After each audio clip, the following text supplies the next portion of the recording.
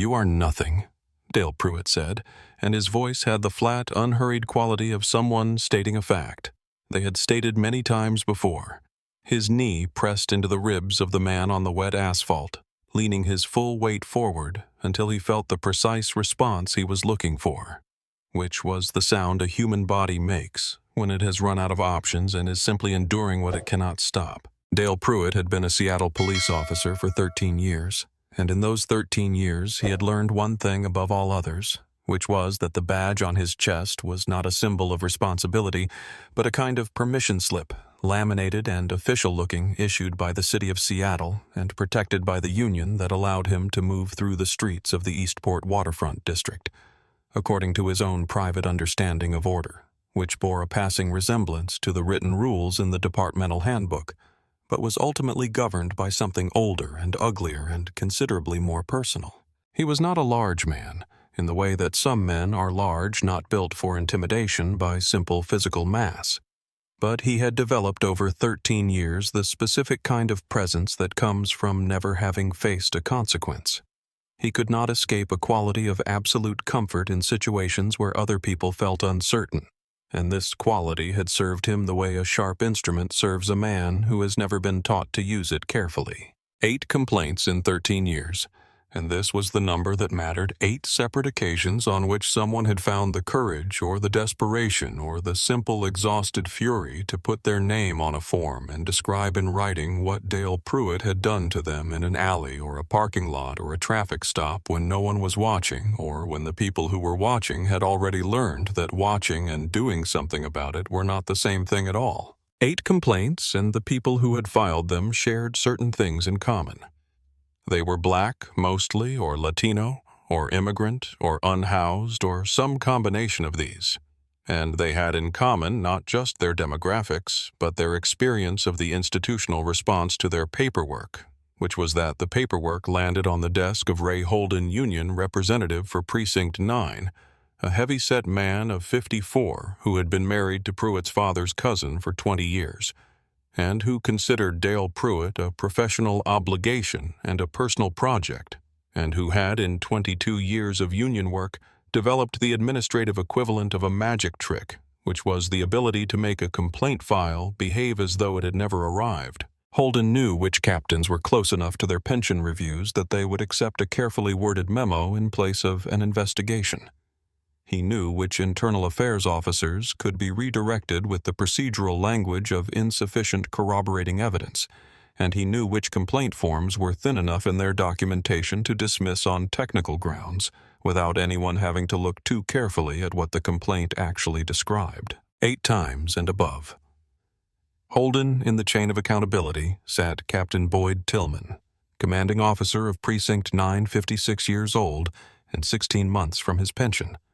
A man who was not corrupt in the active, deliberate way that Holden was corrupt, but was corrupt in the way that exhaustion and proximity and the daily management of institutional distance from uncomfortable truths produces a particular kind of moral vacancy, and who reviewed Pruitt's file when Greer put the paperwork in front of him and accepted Holden's assurances with the practiced ease of someone who has learned over 2 decades that some problems resolve themselves if you give them enough distance and enough time.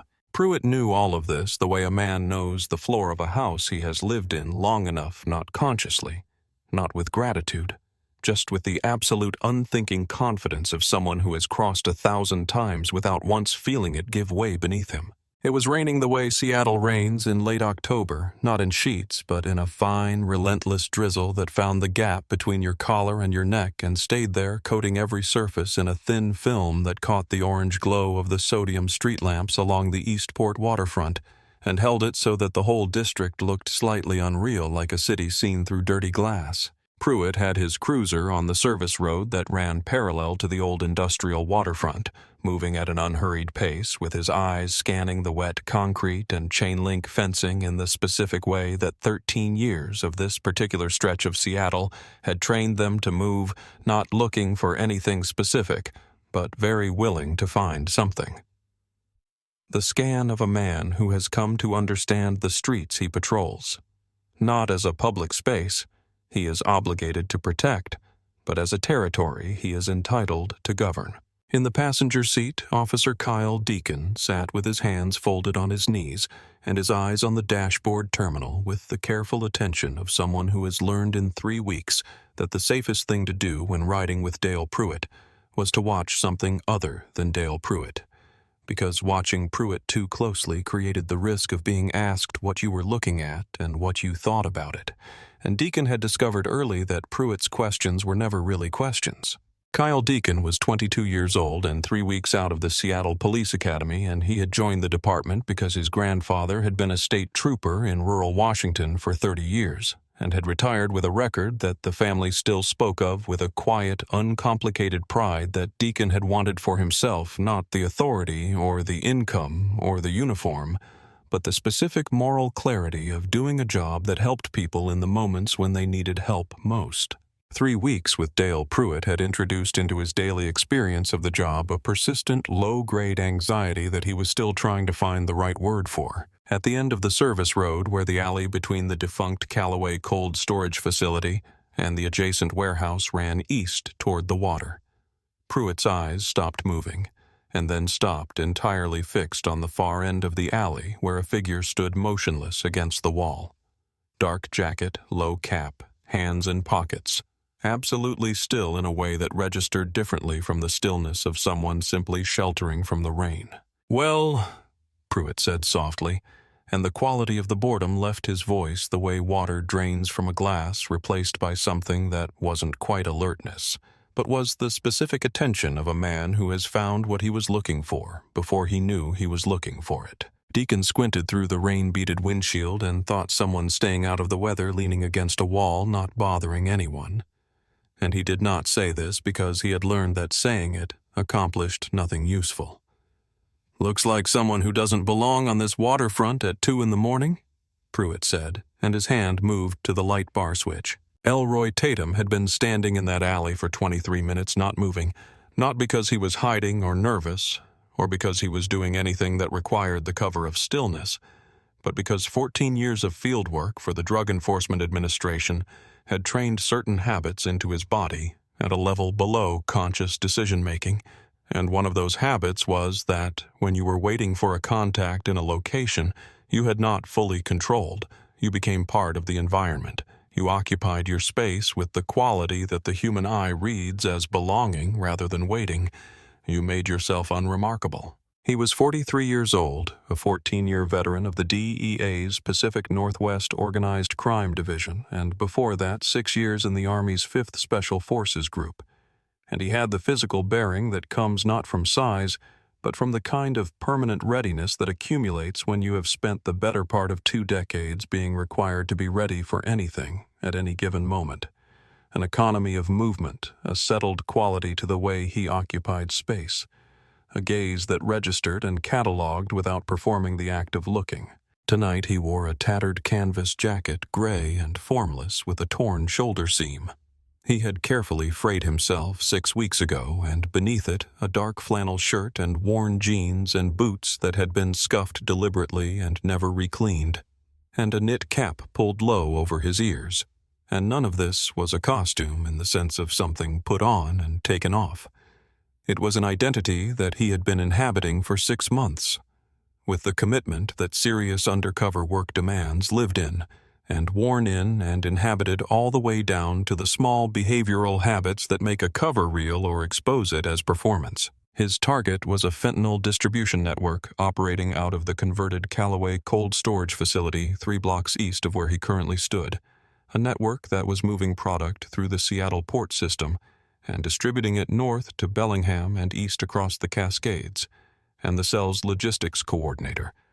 A man known in the field only as Crossfield had been Elroy's primary target for the better part of a year. Tonight at 2:30 in the morning he had a contact window with an informant called Wrench, a mid-level courier who had become dissatisfied with his arrangement and was prepared to flip in exchange for terms that Elroy had spent 3 months carefully negotiating through intermediaries. He needed 25 minutes, sewn into the lining of his collar with an invisibility that had passed 3 RF sweeps conducted by the cell's counter-surveillance team over the past 4 months, was a passive audio transmitter no larger than a quarter set to record locally onto a miniaturized flash drive embedded in the fabric, rather than transmitting, which was the design feature that had allowed it to survive those sweeps. The DEA's protocol for deep cover agents encountering local law enforcement was unambiguous: comply. Fully submit to the stop, allow the Bureau to clean it up afterward, because attempting to identify yourself during an active undercover operation carries an operational risk that can undo months of work in the time it takes a scanner to run a credential. He had followed this protocol before, had been stopped twice in 14 years in undercover capacity, and both times the stops had been brief and manageable, and had ended with the agent being released and the operation continuing. Then the spotlight hit him. Elroy processed the situation in the 2 seconds it took for his eyes to adjust to the spotlight. Portland PD cruiser angled to block the alley exit. 2 officers, high-intensity stop, and he made the operational calculation that he had made before, and that always arrived at the same place, which was that the mission required him to be exactly what he appeared to be: a man standing in an alley in the rain at 2 a.m, nothing more. He turned toward the light and raised both hands to shoulder-height, palms forward, every movement slow and deliberate and visible. The physical vocabulary of someone who understands the language of compliance and is fluent in it. And he stood that way while Pruitt climbed out of the cruiser and covered the distance to him in 8 quick strides, with his hand resting on his taser holster. "Hands where I can see them." Pruitt's voice bounced off the alley walls, carrying the practiced authority of a man who has given this command hundreds of times and expects the response he's always gotten. "They're already up," Officer Elroy said, and his voice had the register of a man slightly tired and not particularly surprised by this encounter, and entirely cooperative, because that was the character he was playing, and the character was good at this. "What are you doing out here? This facility's been closed since 2017. Nobody has any business in this alley at 2 a.m. "Trying to stay out of the rain," Elroy said, and kept his hands visible, every movement telegraphed, every gesture preceded by its announcement. He said clearly and without urgency, "Officer, I need you to know that I have identification in my left breast pocket. I'd like permission to reach for it." Pruitt was already behind him, conducting the pat-down with the rough efficiency of a man whose hands are doing one thing while his mind is doing something else entirely less, a safety procedure than a declaration. And then Pruitt's hand found the holster, found the Glock 19 that was bureau-issued and authorized and documented in Elroy's operational file, and everything shifted the way weather shifts when a front moves through abrupt and total. Elroy felt the foreshadowing of what was coming in the precise instant before it arrived, in the quality of the silence behind him, and he kept his hands flat on the wall, both of them flat on the cold, wet brick, and waited. The moment Pruitt's hand found the weapon, everything in the alley changed in the specific way that a room changes when someone turns the lights off instantly and completely. And what had been a routine stop became something that Pruitt had been building toward without knowing it. A situation that matched perfectly the story he had already written in his head before he climbed out of the cruiser. "Gun!" Pruitt's voice cracked outward, high and hard, and the word hit Deacon at the cruiser hood like a physical thing, and Deacon's hand went to his holster and drew, and the weapon came up aimed at Elroy's back, with hands that were not entirely steady. The hands of a 22-year-old, 3 weeks on the job, facing his first armed suspect in a dark alley on a wet Tuesday night. Elroy's hands did not move from the wall. Not 1 millimeter, not a flinch, not a twitch. His palms were still flat on the cold, wet brick where he had placed them 4 minutes ago, and he said carefully, not loud, because raising his voice could be misread in 17 different ways. "Officer, this is not what you think it is. I have identification, left breast pocket. Please let me show you." "The only thing you're going to show me," Pruitt said, moving back in, "is how fast I can end this." Elroy cataloged his options in the fraction of a second that was available to him. For that purpose, he could break Pruitt's grip with a single motion and create space, could have Pruitt on the ground in 2 seconds and Deacon disarmed in 3 more, had done harder things in worse conditions against people who were actually trying to kill him rather than simply failing to understand what they were dealing with. He did not move because the calculus was not about this moment. It was about the 27 people in the cell, about Wrench waiting 3 blocks east, about 6 months of work that existed in the fabric of his collar and nowhere else until he could hand it to someone who could do something with it. DEA agent, he said, and his voice was steady and clear despite the blood he was already tasting where his cheek had scraped against the brick when Pruitt shoved him forward. DEA agent. Left breast pocket.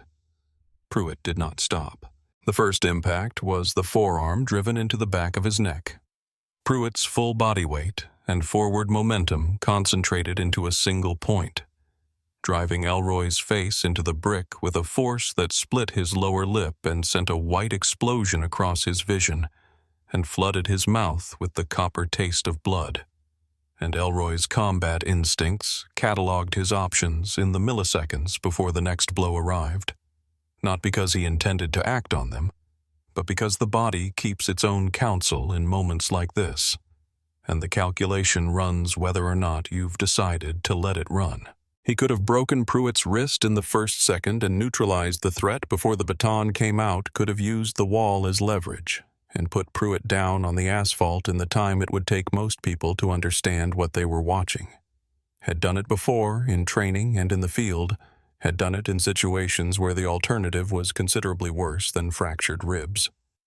He did not do it, because doing it meant assaulting 2 Seattle police officers in active undercover capacity, meant federal charges that would take months to untangle, regardless of context, meant blowing a 6-month operation that had cost the agency significant resources and at least 2 prior informants who had been burned and had to be relocated, and meant that everything in the collar, every second of audio, everything that Wrench was about to hand him in 20 minutes, would be buried under the procedural wreckage of an incident that would get written as an armed suspect who attacked officers in an alley. Pruitt brought the baton down across his ribs. The sound it made was a short, dense crack, and the pain that followed was interior, the kind of pain that lives inside the chest cavity and wraps around every breath and squeezes, and Elroy's body tried to gasp and couldn't fully manage it because the mechanism for gasping was precisely what had just been damaged. DEA agent, he said again, and his voice was scraped raw now. Nothing theatrical about it. Just the sound of a man using the air he had left to say the only 2 words that constituted his entire available legal recourse in this situation. The baton didn't pause. Pruitt knelt, pressed his knee into the broken ribs with his full weight, leaned down until his face was close to Elroy's ear and said in the quiet tone of someone saying something they genuinely believe, "You are nothing. You are one more piece of garbage on my waterfront. And when I'm done with you tonight, you are going to disappear into a system that will hold you for a very long time, and nobody is going to look for you." He stood. He raised his boot. Elroy had time to think with the strange clarity that sometimes arrives in the last moment before serious injury about the transmitter in his collar, whether the flash drive was intact, whether the Bureau would find it before anyone thought to check the coat, and then the boot came down and the light went out.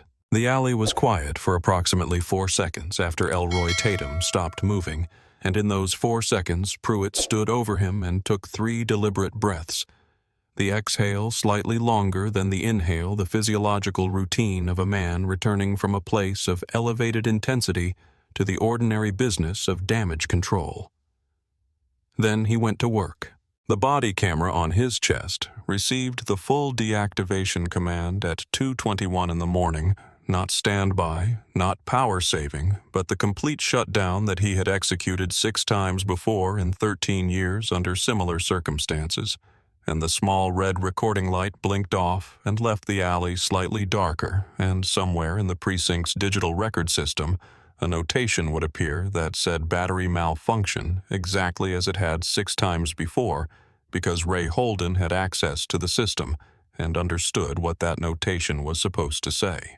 This was number 7. He collected Elroy's canvas jacket, the wallet that had fallen onto the asphalt, and the Bureau-issued Glock 19, and he bagged them in evidence plastic and marked the tag John Doe/unknown armed suspect, and in the column for identifying documents he wrote, "None found," and he did this without opening the left breast pocket of the jacket which he had felt during the pat-down and registered as firm and slightly thick, but which had not seemed relevant at the time because the story was already written and the pocket's contents were not part of it.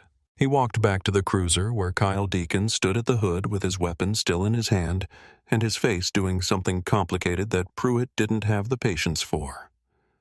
"Holster it," Pruitt said. "Encounter's over." Deacon hadn't holstered his weapon. He was still looking at the figure on the ground, at the stillness of him, at the rain falling on someone who was no longer doing anything to avoid it. "He said he had ID," Deacon said. "He said it twice. Before you found the gun." Pruitt's voice did not rise. It changed quality the way the temperature in a room changes when a window opens in winter, not dramatic, but immediately noticeable and immediately uncomfortable. "Look at me," he said. Deacon looked at him. He was armed. He resisted. He took a fighting stance and made a movement toward my belt. "That is what happened tonight. That is what your camera recorded because you positioned yourself at the perimeter, which means your footage shows exactly what I need it to show." He paused. "You have been on the job for 3 weeks. You have no record, no complaints, no union protection yet, and no senior officer who will stand up for you if this gets complicated. I have 13 years a union rep who has made serious problems disappear, and a captain who would rather eat glass than deal with a misconduct inquiry.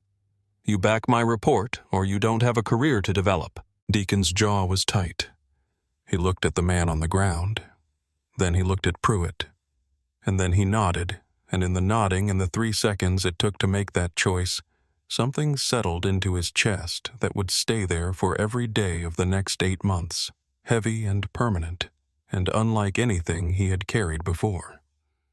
He did not know yet that it would eventually become unbearable. What Deacon did not tell Pruitt, and what Pruitt would not discover for 8 months, was that in the darkness of the cruiser cab, before the stop, in the fraction of a second when Pruitt was focused on the spotlight switch, Deacon had dimmed his own body camera rather than shutting it off entirely. A distinction that preserved the audio channel while killing the video, a small and panicked and possibly instinctual act of self-preservation, whose consequences neither of them could have predicted. The audio was still running.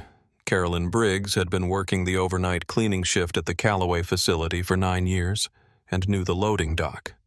The way you know a place you have walked through 1,000 times in the dark, knew the position of every latch and the specific creak of the third door from the left and the exact gap in the chain-link fencing on the east wall that was wide enough to see the alley through without being visible from the alley. She was 61 years old and had lived in Seattle her whole life, and had learned through 6 decades of inhabiting a city that mostly looked through her rather than at her, that there was a difference between seeing something and being able to do something about what you saw.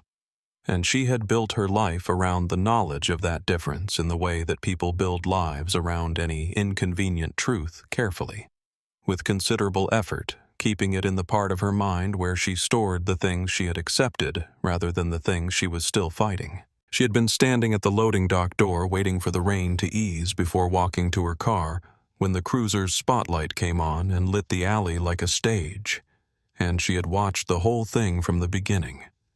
Had watched the man comply before the first word was spoken, had watched both hands go up and stay up, had heard through the rain and the steel door the 2 announcements about the identification in the breast pocket, and she had watched what came after, and she had stood very still while she watched it, because some part of her had known from the moment the spotlight came on what the watching was going to cost her. She took her phone out of her pocket and looked at it for a long moment, her thumb hovering over the screen. Then she put it back.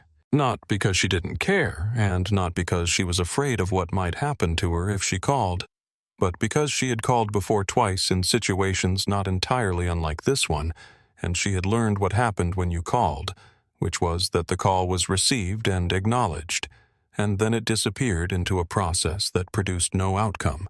You could point to a process with the specific feel of something designed to absorb rather than act. And she had carried the knowledge of those 2 calls for years in the part of her mind where she stored the things she had accepted. She walked to her car in the rain.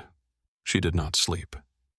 In the morning, she sat at her kitchen table with a cup of tea that she made and did not drink, and she looked at the DEA's field office number on her phone for 20 minutes. And then she called it, because 61 years had also taught her that the only thing worse than not being heard was deciding not to speak before you knew whether anyone was listening. She left a message. She did not know whether anyone would call back. But she called because she had watched something happen that she could not make herself unsee, and because the not seeing after a certain point is its own kind of choosing, and she was done with that particular choice. The first thing was the smell bleach and iodine, and the particular antiseptic flatness of recycled hospital air, cold and slightly stale, and Elroy's body knew what the smell meant before his mind did, had been trained through enough difficult recoveries to perform its own preliminary assessment before consciousness fully reassembled itself. You are horizontal. You are in a controlled environment.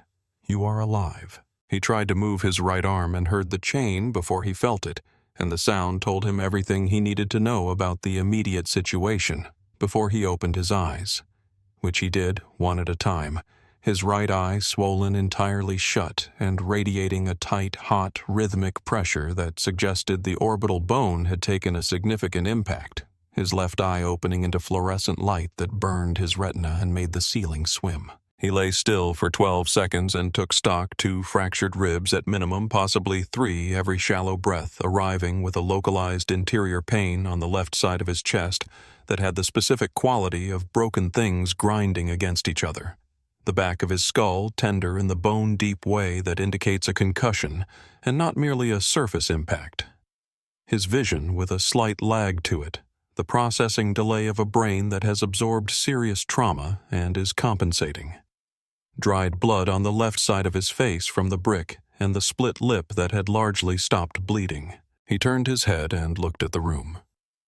Dale Pruitt was sitting in the visitor's chair in the corner, scrolling through his phone, with the relaxed posture of a man who is entirely comfortable in a situation that is uncomfortable for everyone else.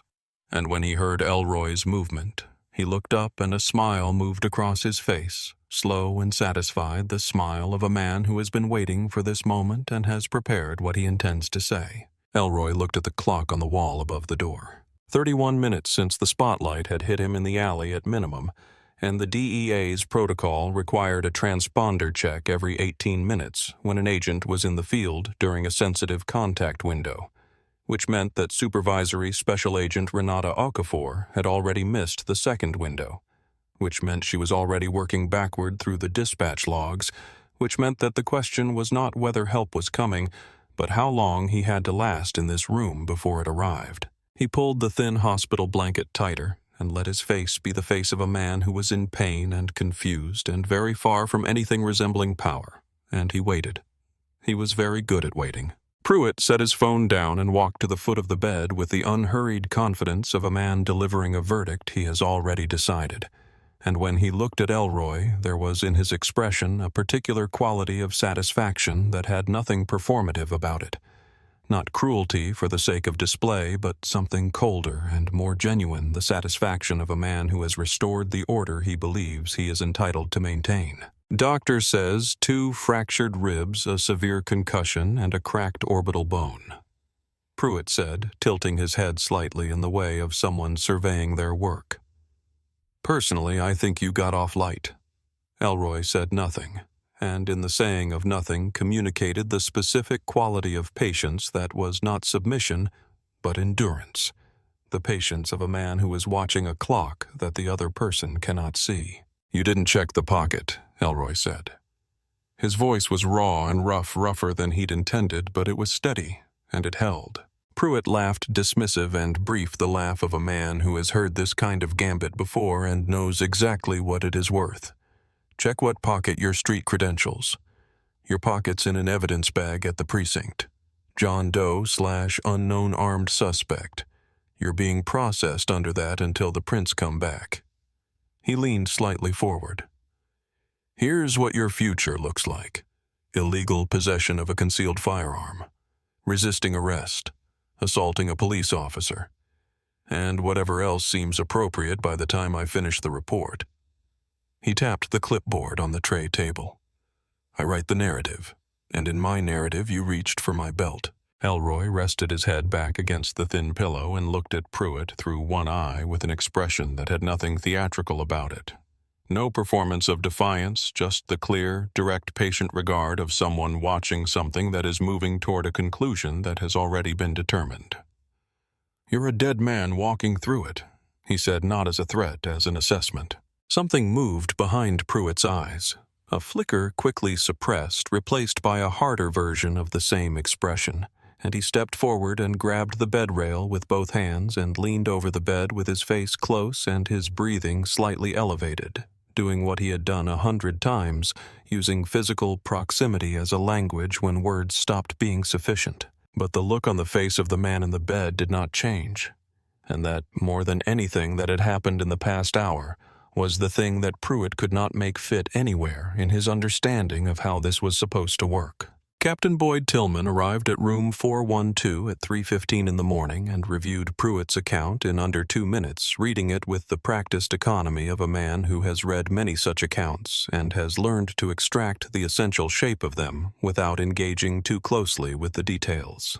And he signed off on the transfer to Central Holding without meeting the patient's eyes, because meeting the patient's eyes required acknowledging the patient in a way that the patient's eyes would make very difficult to then ignore. He was a tired man who had built his peace with the gap between what the department was and what it was supposed to be over a decade and a half of daily management of that gap, and he had made his peace by deciding that the gap was not his job to close, that his job was to manage the institution until the institution released him, and that 16 months was a number he had been rehearsing for long enough that it had become a kind of silent prayer. He was in the elevator when he heard the sound change in the corridor above him. It was not a hospital sound, not the soft, rubber-soled efficiency of nurses or the rolling of equipment carts, or the particular hush of nighttime institutional ambience.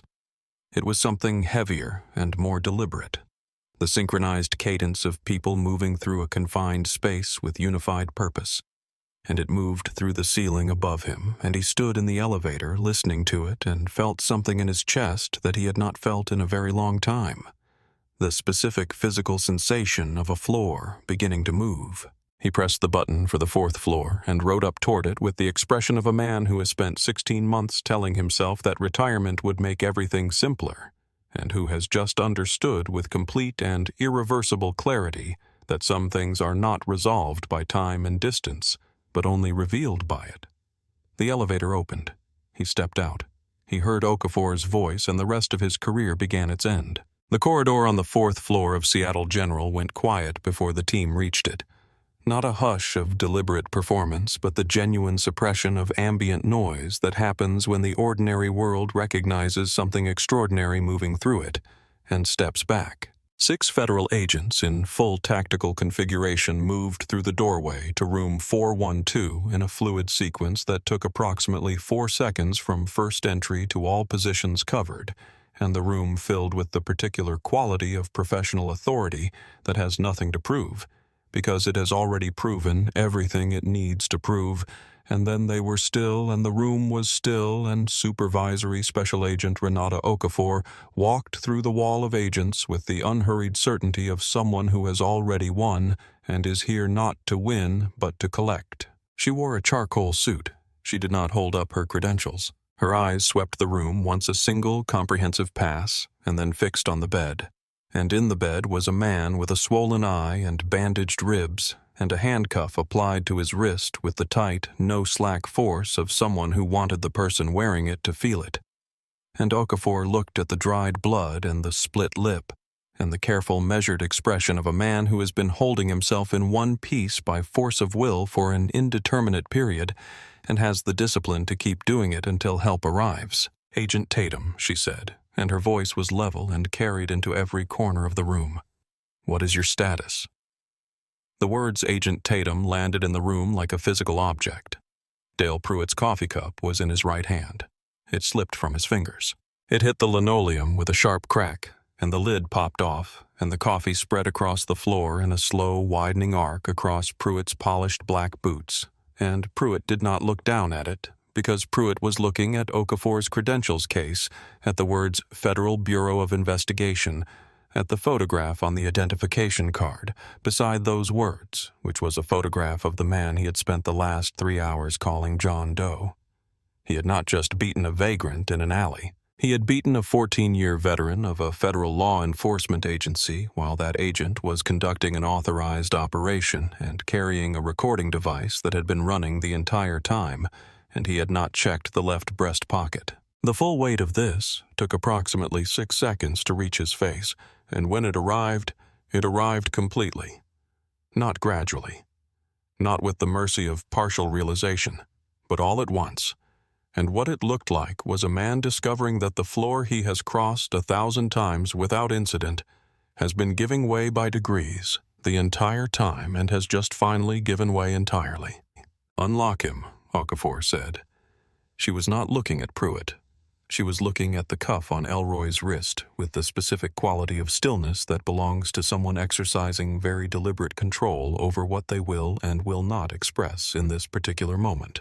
From the doorframe, Captain Tillman watched the tactical agents walk Dale Pruitt toward the door and felt for the first time in 16 months the complete and clarifying absence of any desire to make the distance between himself and this moment larger. The Federal Evidence Response Team reached the canvas jacket at 4:44:44 in the morning, tagged under John Doe/unknown armed suspect, and bagged alongside the wallet and the Glock 19, and the forensic examiner assigned to the jacket was a bureau specialist named Patterson, who had been processing undercover agent equipment for 11 years, and who recognized the transmitter before he had finished examining the collar. Not because it was obvious, because it was extraordinarily well concealed, but because he had handled similar devices enough times to know the specific weight distribution of a collar that is carrying more than thread. He extracted the flash drive with the care of someone removing something fragile from a place it was never meant to be removed from. In a hurry, ran it through the decryption protocol using Elroy's operational code, confirmed the timestamp and the integrity of the recording chain, put on his headphones, and listened. He listened for 14 minutes without moving. The audio began with the cruiser's spotlight activating a distant electrical thunk, and then the sudden brightness of the recording environment changing, and then Pruitt's voice commanding hands from pockets, and then Elroy's voice steady and compliant, announcing the identification in his breast pocket, with a clarity that left absolutely no room for the interpretation that he had not said it. The baton sounds were not ambiguous. They had the specific, dense quality of hard force applied to a human body on wet concrete, and between them was Elroy's voice saying, "DEA agent," twice in a register scraped clean of everything except the essential information, and then Pruitt's knee on the broken ribs, and then the final words, "You are nothing." Patterson took the headphones off and looked at the lead agent beside him. His expression, which 11 years of this work had trained into an extremely readable face, was readable now. "Get Okafor," he said. "Now." The Bureau's digital forensics specialist was a man named Devon, who approached record systems the way an archaeologist approaches a dig site, where the most significant artifacts are never the ones sitting on top of the ground, but the ones that have been deliberately removed, and whose absence, when you know how to read the negative space, tells you more than their presence would have. He pulled the Precinct 9 camera system log covering 4 years of body camera activations, deactivations, and record modifications in the first 40 minutes of executing the warrant. And what he found was the deactivation at 2:21 in the morning. Pruitt's time-stamped and logged and annotated with battery malfunction exactly as it had been annotated 6 times before.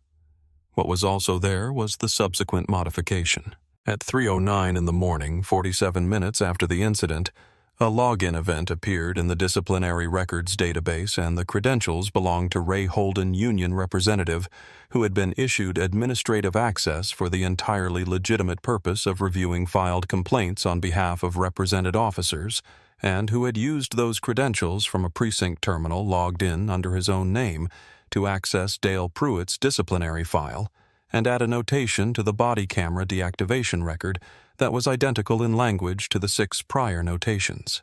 Devon cross-referenced every instance of Holden's credentials appearing in the system against the dates of Pruitt's 8 filed complaints over 13 years. 7 of 8 times Holden's login appeared within 72 hours of a complaint being filed. 6 of those 7 times, the complaint had been subsequently modified or transferred to a status category that effectively suspended its processing indefinitely.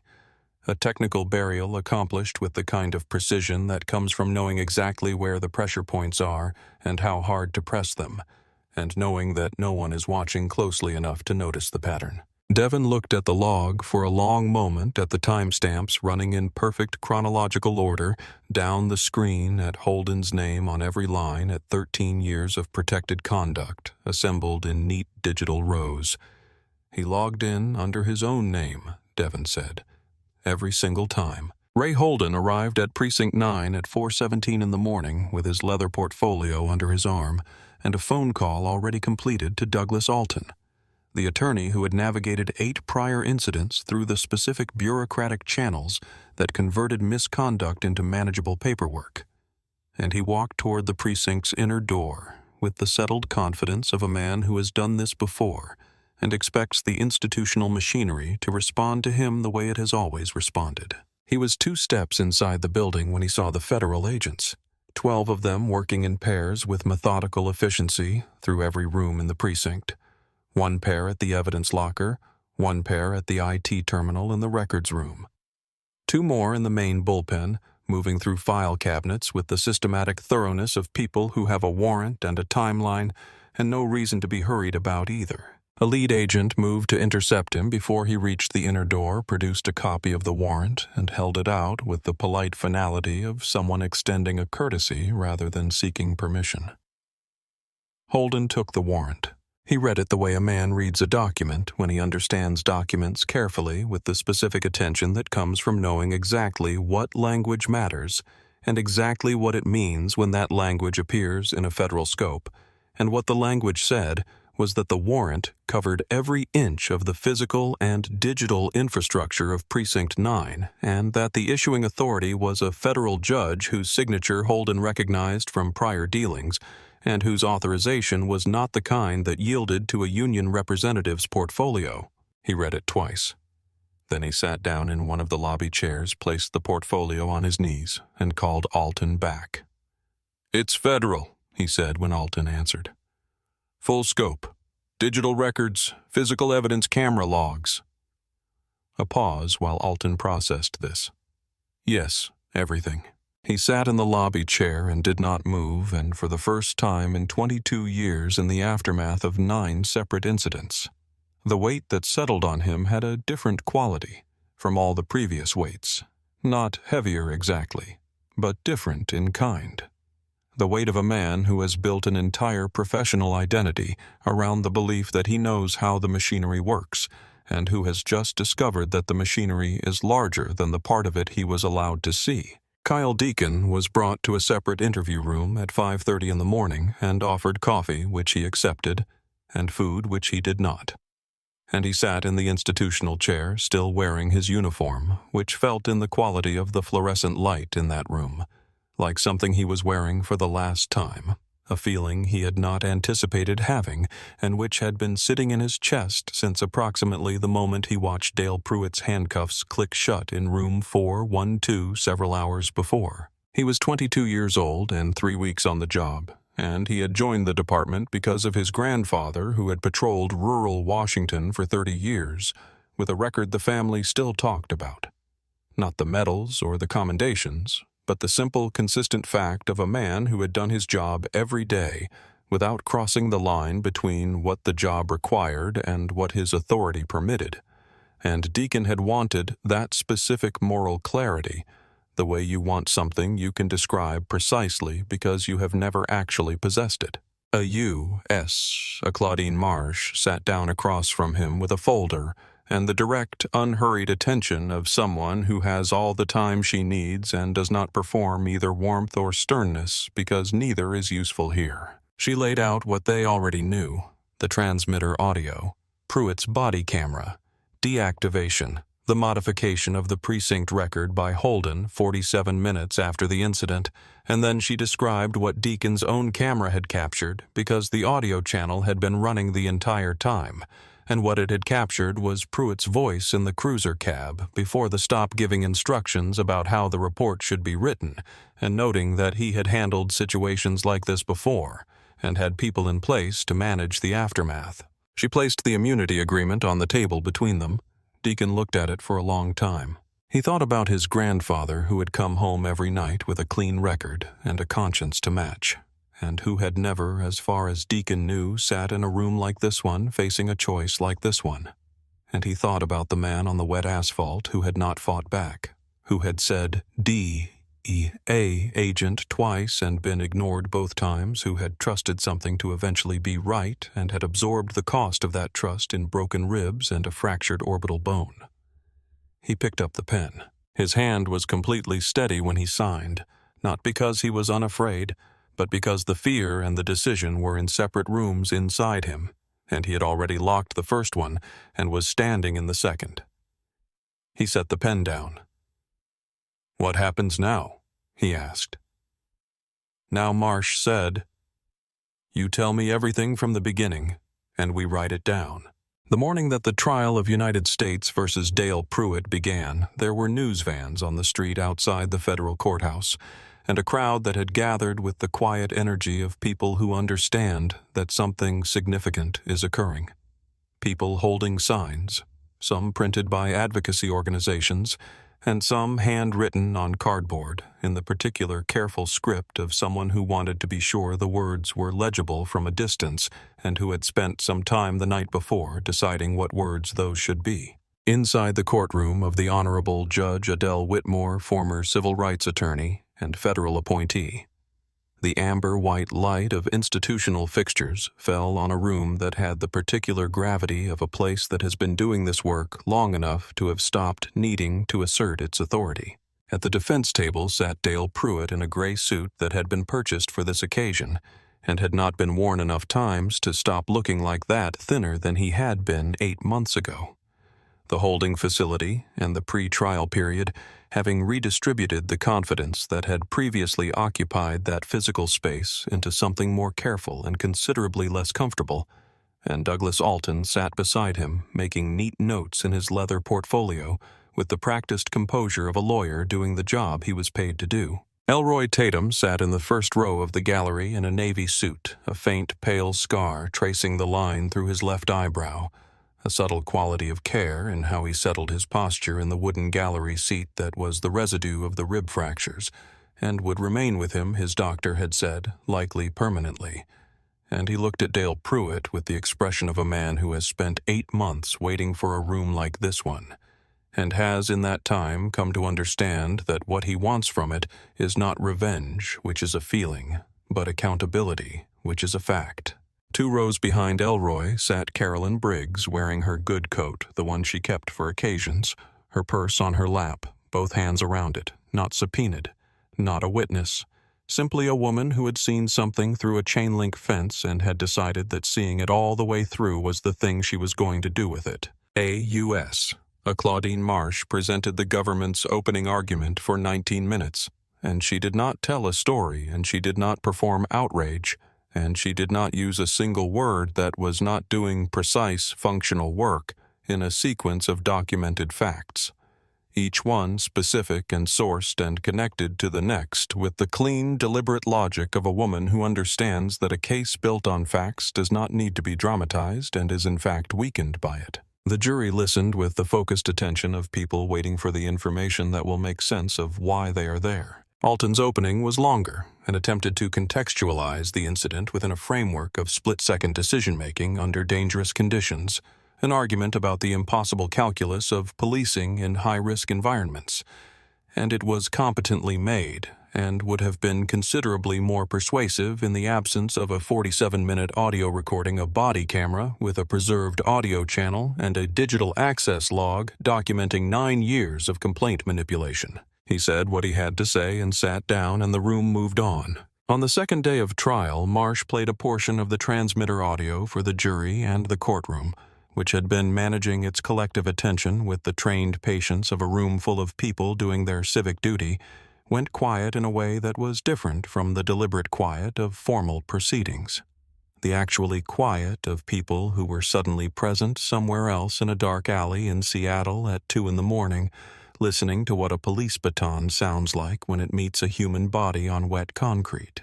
The recording ran for 6 minutes and 40 seconds. It began with the spotlight, the electrical thunk of it, and then Pruitt's voice, sharp and certain, and then Elroy's voice, steady and compliant, and then the first announcement of the identification in the breast pocket, clear and unmistakable, and the second announcement, equally clear, and then the sounds that followed the second announcement, which were not the sounds of an interview or a lawful search, but the sounds of something else entirely, something that did not require interpretation or context to understand.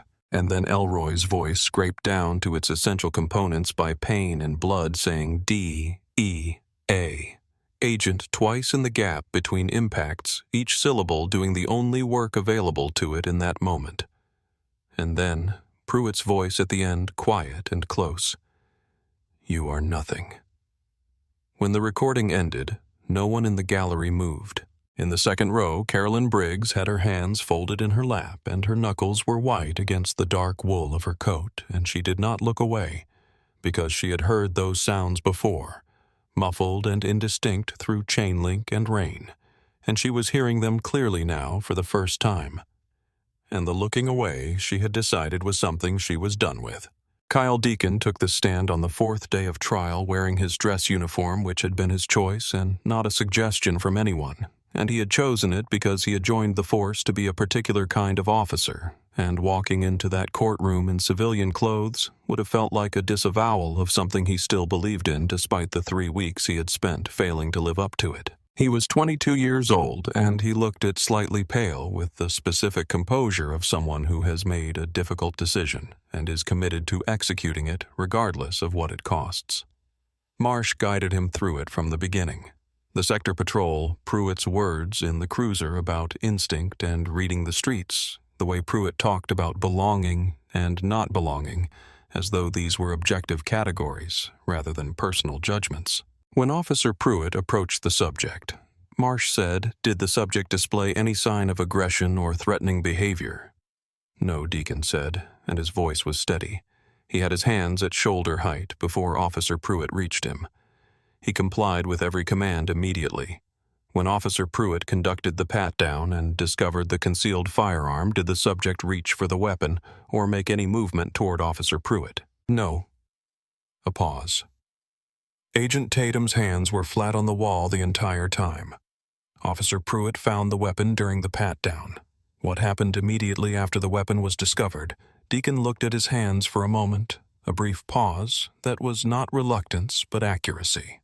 The effort of a young man who has decided to be precise about something painful. Officer Pruitt grabbed Agent Tatum by the back of his collar and drove his face into the wall. Then he pulled him backward and threw him down. Then he drew his baton. The gallery was very still. Before any physical contact began, did Agent Tatum announce that he had identification? "Yes, twice." Deacon's voice was very even. He said there was ID in his left breast pocket. He said it the first time before Officer Pruitt initiated the pat-down. He said it a second time after the weapon was found. Officer Pruitt told him he didn't care.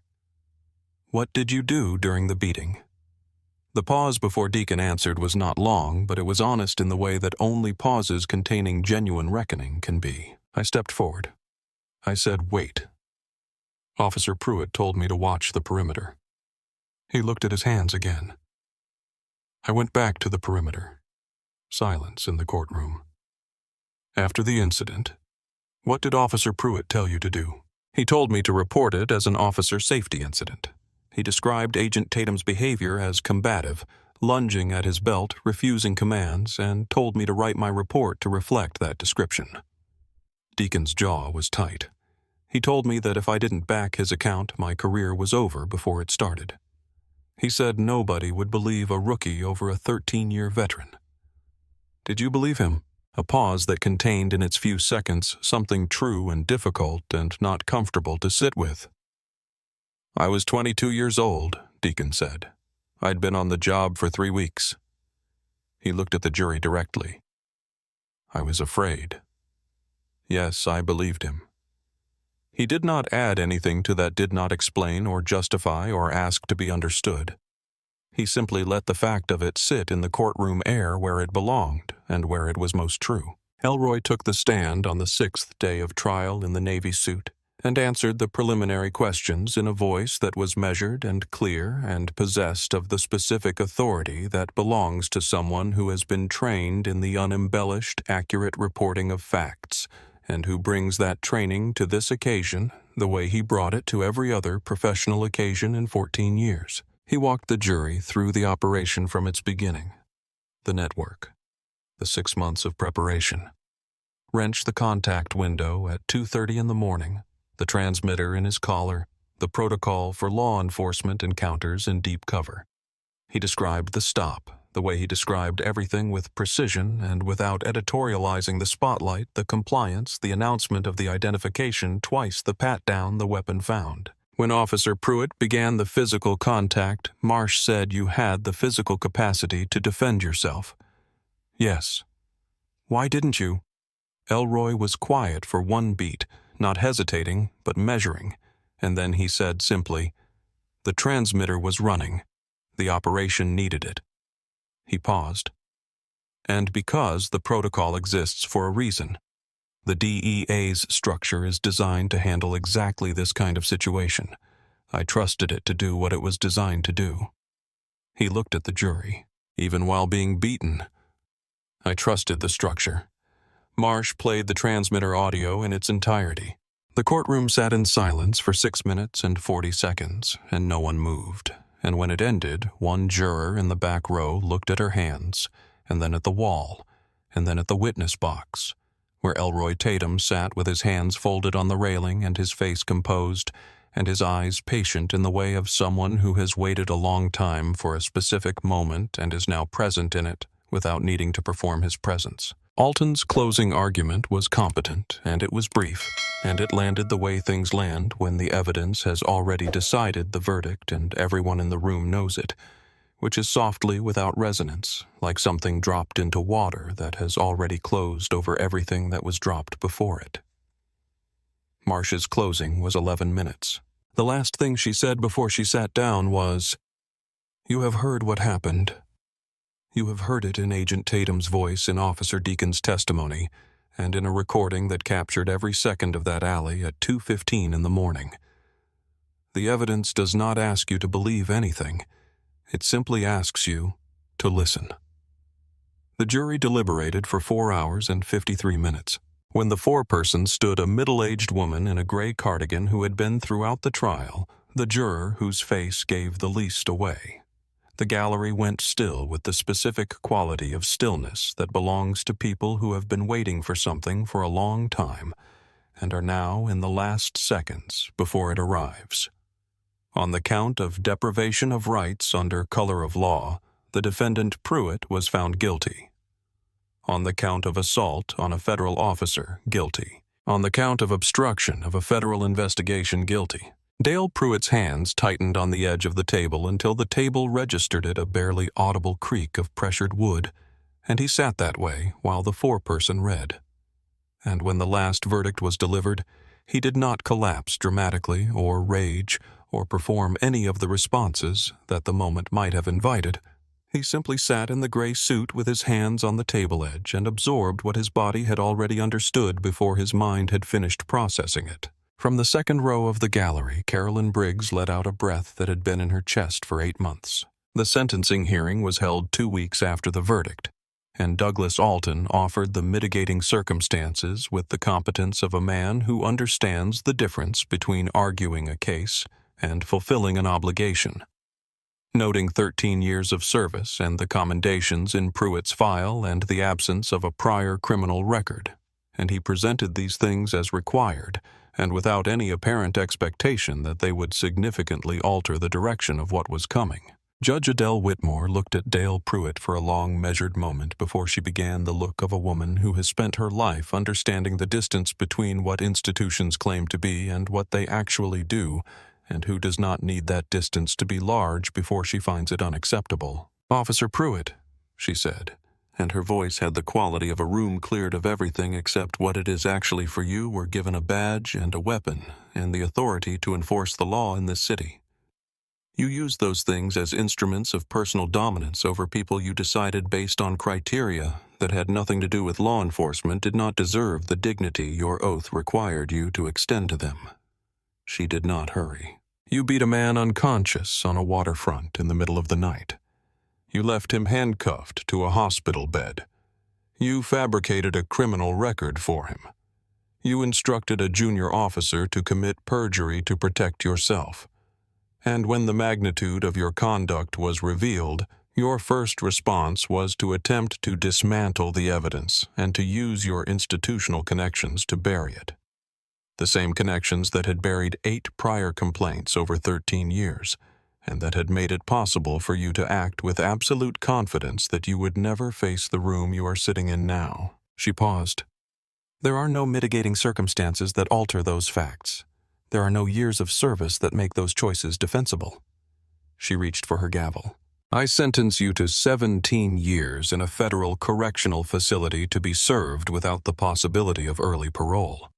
The sentence reflects the severity of the conduct, the deliberate and calculated nature of the cover-up, and the specific harm inflicted on a federal officer in the performance of his assigned duties, as well as the broader harm inflicted by 13 years of protected misconduct on every person who encountered you in the exercise of your authority and trusted incorrectly that the institution you represented had their safety in mind. She brought the gavel down once cleanly. Pruitt's head dropped, not the sudden collapse of a man undone by unexpected tragedy, but the slow incremental lowering of a body, acknowledging something the mind absorbed some time ago and has been carrying ever since.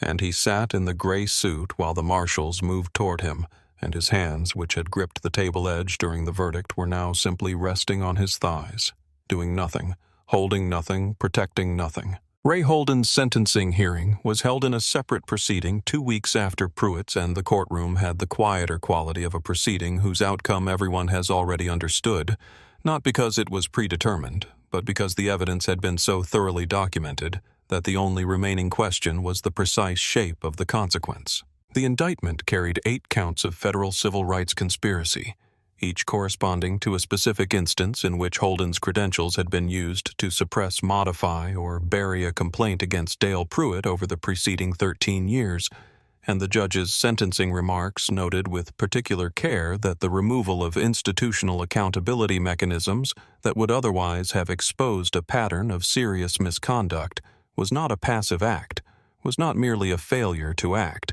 but was participation, and the sentence reflected that distinction. 6 years in a federal minimum security facility, permanent revocation of his union credentials, and his right to hold any representative position in any law enforcement organization. Forfeiture of the pension. He had spent 22 years accumulating the pension that had been the architecture of his future, the thing he had been building toward through every carefully managed complaint file and every late-night precinct login. Ray Holden sat in the courtroom and heard these things in the specific way that a man hears his own future being described. Not the future he had planned, but the one that had been running underneath the planned one the entire time. And when it was over, he walked into the hallway, and his leather portfolio slipped from his hands and landed on the floor, and he stood over it for a moment, and then walked on without picking it up, and it lay there in the hallway with its contents slightly fanned across the linoleum. All the careful documents and organized notes of a man who had believed that he was very good at a particular kind of work, and who was only now beginning to understand what that work had actually been. Captain Boyd Tillman retired quietly in the spring without ceremony, without announcement, without the department gathering that would have been customary for a man of his tenure, because the circumstances of his departure made ceremony feel like a statement that no one was prepared to make, and that Tillman himself had no interest in receiving. The federal oversight of Precinct 9 imposed as a condition of the consent decree that followed the trial placed the precinct's internal accountability functions under independent federal monitoring for 24 months with quarterly reporting requirements and an independent monitor appointed by the district court who had authority to review any disciplinary determination and to require the precinct to justify any decision that deviated from written policy. Disciplinary records could no longer be modified without generating an automatic audit trail, visible to the federal monitor. Complaint files could no longer be rerouted to inactive status without a written justification that met a documented standard of review. The body camera deactivation log was now reviewed weekly by an officer who reported to the federal monitor rather than to precinct leadership. Tillman read the final federal assessment report on the morning of his last day, and he read it the way you read a document that is describing your own failure in language that is scrupulously accurate and entirely fair, which is to say, he read it without being able to argue with any of it. And there was one paragraph near the end that he read twice, which said that the absence of consistent oversight for 13 years had created an environment in which serious misconduct could be carried out with reasonable confidence, that the institutional response would be absorption rather than accountability. And when he was done reading it, he folded the report in half with the care of someone handling something they intend to keep and placed it in the recycling bin beside the desk. And that was the last professional act of his career. After the sentencing, the marshals moved Dale Pruitt through the courtroom toward the side exit, and he walked with the particular compressed quality of a man maintaining his posture by decision rather than inclination, the performance of dignity. At the moment, dignity has become unavailable for any other reason. As he passed the row of gallery seats near the exit doors, he turned his head. Elroy Tatum was standing near the courtroom doors with his hands at his sides and his weight balanced and his suit buttoned, standing the way he stood in the alley 8 months ago, with the settled quality of a man who occupies his space without needing to demonstrate that he does. And he was watching Pruitt with the same quality of attention he had brought to every other moment in this sequence, present and steady and not performing anything at all. Their eyes met. Elroy held Pruitt's gaze for exactly 2 seconds. Not the duration of a man making a point about power or delivering a final verdict with his eyes, but the duration of a man being fully present for the last beat of something that has now been formally, completely, irrevocably resolved. Then Elroy turned. He walked through the courtroom doors and into the corridor, which was ordinary and fluorescent and smelled faintly of industrial cleaning products, and he walked toward the main exit. And outside the doors, the October light of Seattle was bright and cold and completely ordinary, the way the world always is after something significant has concluded and the world has no particular interest in honoring the conclusion. He had a briefing in 2 hours. There was still work to do. The DEA operation that Elroy Tatum had been running on the night of October 14th was not destroyed by the arrest. It was paused, transferred to a new handler, and restructured under a different cover framework because the work mattered more than any single night's setback. And 7 weeks after his discharge from Seattle General, he had returned to active duty and the work had resumed. 4 months after Pruitt's trial ended, the case produced what it had been designed to produce: 14 indictments across 3 states, including the logistics coordinator known as Crossfield, who had been the operation's primary target from the beginning, and the network that had been moving fentanyl through the Seattle port was dismantled in the specific, thorough way that comes from 6 months of patience and the kind of evidence that cannot be argued with. The informant known as Wrench, who had been waiting in the Callaway facility that night for a contact window that never opened, was eventually reached through a secondary channel and provided the testimony that anchored the prosecution's case against 4 of the 14 defendants. Every second of work that Elroy had done in that alley, trusting the structure to protect him while he absorbed what was being done to him, had produced exactly the outcome it was designed to produce. The scar through his left eyebrow caught light at certain angles, most noticeably in the mornings, and the stiffness in his upper back was most apparent in cold weather. And cold weather in Seattle was most of the year, and he had made his peace with both of these things, in the way that people make peace with the permanent marks of the choices they have made, not easily and not all at once, but completely. He had requested no commendation ceremony and issued no public statement and spoken to journalists only through his attorney in brief statements that refused consistently to frame the experience as a story about himself. Because it was not a story about himself, it was a story about a network that killed people and was now dismantled, and the work was what it was. Carolyn Briggs gathered her purse and her coat and walked out of the federal courthouse into the October light and stood on the steps for a moment, her breath visible in the cold air, and looked at the ordinary flow of Seattle around her, the buildings and the traffic and the clouds moving fast above the courthouse roof. And she stood there for exactly as long as she needed to before she walked down the steps to the street and turned toward where she had parked her car 3 blocks away. She had worked the overnight shift the night before. She had taken the morning off to be here. She would go home, sleep a few hours, and go back to work, back to the Callaway facility where a logistics company now operated out of the same building, ordinary work and ordinary hours, and the specific clean quality of a building that had no secrets in it anymore. She still walked past the alley at the end of every shift, and she never stopped when she passed it. But she always noticed it in the quiet, permanent way that you notice the places where something true happened, not because they are marked or because they require acknowledgement, but because something in you knows the difference between a place where nothing occurred and a place where something did, and the knowing doesn't require a ceremony. She had called. Someone had called back. Something had happened because of it. That was enough. It was more than enough. It was, in fact, everything. If this story moved you, if you saw something in it that felt true or important or worth remembering, we'd be grateful if you'd share it, leave a comment, or subscribe to our channel. There are more stories where justice finally catches up to power, and every single one of them is worth telling together.